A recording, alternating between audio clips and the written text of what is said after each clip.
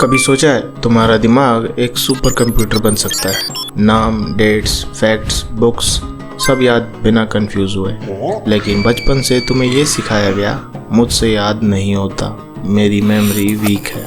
और धीरे धीरे तुमने भी मान लिया कि तुम एवरेज हो। पर सच ये है, तुम्हारी मेमोरी वीक नहीं, तुम्हारी ट्रेनिंग गलत है। तुम्हारा ब्रेन कैपेबल है फोटोग्राफी की याददाश्त तक पहुंचने का, बस उसे सही सिस्टम चाहिए। इस वीडियो में ना मोटिवेशन मिलेगा ना झूठी तारीफें। अगर तुम रेडी हो तो चलो शुरू करते हैं और तुम्हारी मेमोरी को एक मशीन बनाते हैं, स्टेप बाय स्टेप। लोग कहते हैं कि मेमोरी जेनेटिक होती है, कि कुछ लोग नेचुरली शार्प होते हैं, बट दैट्स अ लाई। हर इंसान का ब्रेन एक पैटर्न रिकॉग्नाइजेशन मशीन है, तुम्हारा भी। और जो डिफरेंस क्रिएट करता है वो सिर्फ एक चीज़ है, ट्रेनिंग। तुम टीवी देखकर आसानी से 10 एक्टर के नाम याद रख लेते हो। एक सॉन्ग एक बार सुनते ही उसके 50 लिरिक्स तुम्हारे दिमाग में चिपक जाती है। लेकिन जब बात आती है एग्ज़ाम के सिर्फ 10 पॉइंट्स याद रखने की, तो सब कुछ ब्लर हो जाता है। क्या तुम्हारा दिमाग सेलेक्टिव है? नहीं, तुम्हारी स्ट्रेटजी सिलेक्टिव है। प्लूटार्च ने कहा था, the brain is not a vessel to be filled but a fire to be kindled. यानी दिमाग को थोड़ा थोड़ा भरा नहीं जाता, उसे इग्नाइट किया जाता है। फ्लॉलेस मेमोरी कोई मैजिक नहीं है, ये एक स्किल है जो सीखी जा सकती है, डेवलप की जा सकती है। तुम्हारा ब्रेन कैपेबल है एक्स्ट्रा ऑर्डिनरी बनने का, बस तुम्हें उसे सही तरीके से ट्रेन करना आना चाहिए। फ्लॉलेस मेमोरी का मतलब ये नहीं कि तुम आइंस्टाइन हो या तुम्हारा IQ 180 है। फ्लॉलेस मेमोरी का मतलब सिर्फ इतना है, तुम जानते हो कैसे याद रखना है। तुम्हारा दिमाग एक मशीन है जो विजुअल्स, इमोशंस और रेपिटेशन पे काम करता है। प्रॉब्लम ये होती है कि हम स्कूल या कॉलेज में सिर्फ ड्राई टेक्स्ट को रटने की कोशिश करते हैं, बिना समझे, बिना इमोशन के। और उसका रिजल्ट क्या होता है? सब कुछ याद करने के बावजूद एग्ज़ाम के बाद भूल जाते हैं। सोचो, तुम्हें कोई बोरिंग चैप्टर या फॉर्मूला याद नहीं रहता, लेकिन वो एम्बैरेसिंग मोमेंट जो 8 साल पहले पब्लिक में हुआ था, वो आज भी क्रिस्टल क्लियर है। क्यों? क्योंकि उस मोमेंट के साथ इमोशन था, एक विविड सीन था। और जब इमोशन प्लस विजुअल्स कंबाइन होते हैं तो मेमोरी परमानेंट बन जाती है। यही ब्रेन का रियल मैकेनिज्म है। और अगर तुम उसे सही तरीके से यूज़ करो तो तुम किसी भी इंफॉर्मेशन को डीपली स्टोर कर सकते हो। इसलिए अपने सारे एक्सक्यूजेस साइड में रखो और इस वीडियो को ध्यान से देखो, क्योंकि यह वीडियो तुम्हें एक क्लियर, नो बुलशिट फॉर्मूला दिखाएगा जिससे तुम अपनी मेमोरी को ट्रेन कर सकते हो साइंटिफिक तरीके से। तो रेडी हो जाओ। पहला स्टेप है encode like a pro. Memory का पहला स्टेज होता है एनकोडिंग, यानी जो इन्फॉर्मेशन तुम्हें याद रखनी है वो तुम्हारे दिमाग में कैसे एंटर करती है।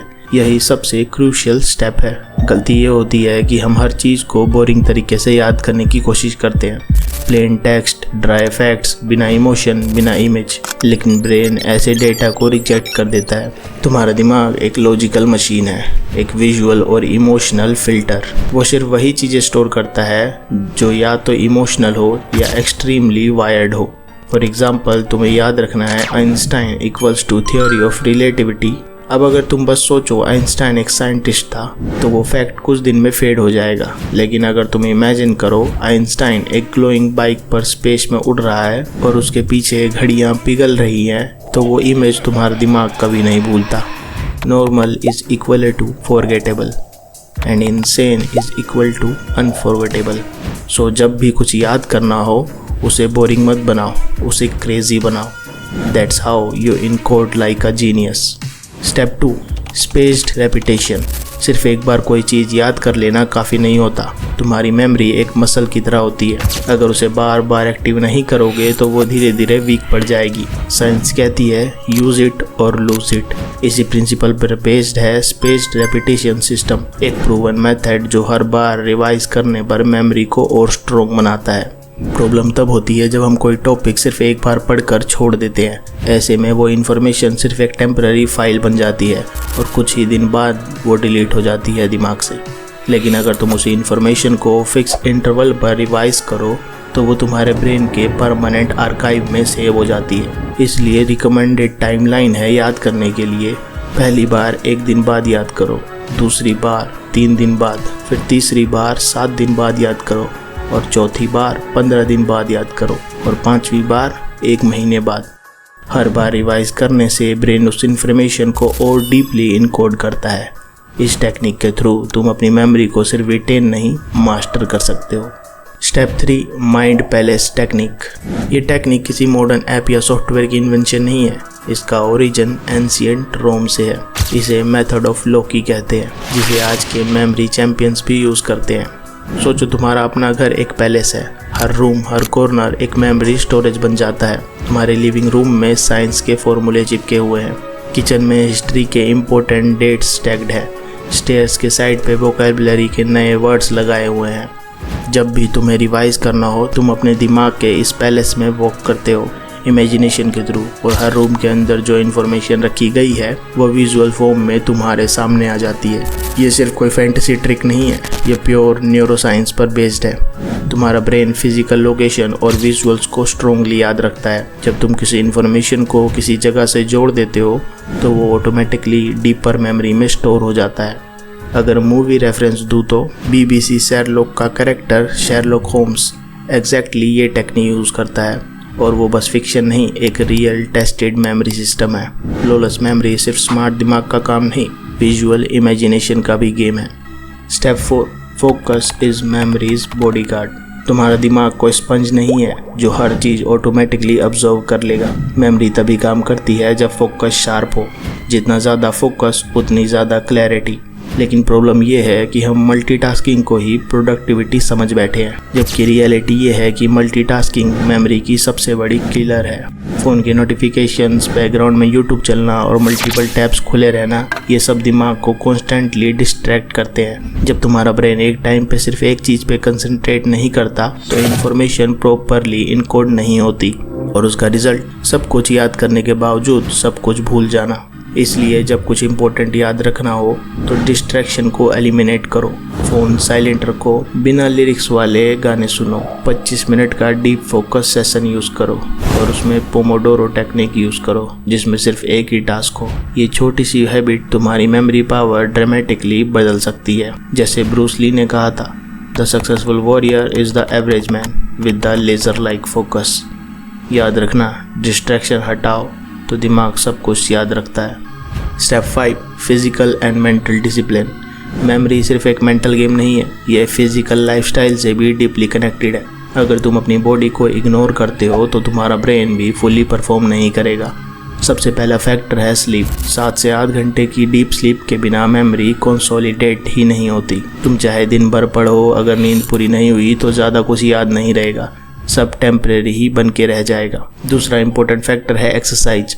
रेगुलर कार्डियो और स्ट्रेंथ ट्रेनिंग तुम्हारे ब्रेन के हिप्पोकैम्पस, जो मेमोरी सेंटर है, उसको एक्टिवेट करती है। सिर्फ फिजिकली स्ट्रॉन्ग नहीं, मेंटली शार्प भी बनाती है। फिर आते हैं डाइट पर। तुम्हारा ब्रेन एक मशीन है, उसे फ्यूल चाहिए। ओमेगा 3 जो वालनट और फिश में होता है, एंटीऑक्सीडेंट्स जो बेरीज में होते हैं, और प्रॉपर हाइड्रेशन जो तुम्हें पानी और जूस से मिल जाएगा। ये सब डायरेक्टली तुम्हारी मेमोरी पावर को बूस्ट करते हैं। और सबसे ज़्यादा डैमेजिंग होता है डोपामिन ड्रेन। सारा दिन स्क्रॉल करना, रील्स को, गेम खेलना या इंस्टेंट ग्रेटिफिकेशन एक्टिविटीज़ तुम्हारे ब्रेन को लेजी और अनफोकस्ड बना देती है। इसलिए याद रखना, a sharp mind need a sharp lifestyle. तुम्हें कोई मैजिक मेमोरी पिल नहीं मिलेगी, ऐसा कोई शॉर्टकट नहीं है जो तुम्हारी याददाश्त को एक रात में एक्स्ट्रा ऑर्डिनरी बना दे। लेकिन गुड न्यूज़ ये है, जो माइंड तुम्हारे पास ऑलरेडी है वो इनफ है। बस कंडीशन ये है कि तुम उसे डिसिप्लिन के साथ यूज़ करो। फ्लॉलेस मेमोरी कोई जेनेटिक गिफ्ट नहीं होती, ये एक स्किल होती है जो ट्रेनिंग, स्ट्रेटजी और कंसिस्टेंसी से बनाई जाती है। एक शार्प मेमोरी सिर्फ स्कूल या एग्ज़ाम के लिए नहीं होती, ये एक वेपन है जहाँ अटेंशन हर सेकंड डिस्ट्रैक्ट होता है।